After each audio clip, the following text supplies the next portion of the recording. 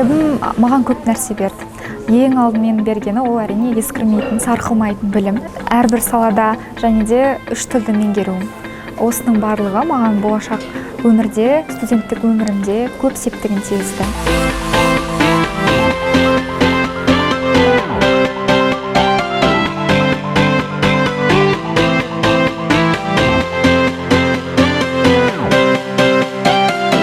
Были даны сразу несколько конструктивных советов, и мы позиции поняли, вот как можно улучшить свой проект, в каком направлении двигаться. И я считаю, что встреча была в целом для нас очень продуктивной.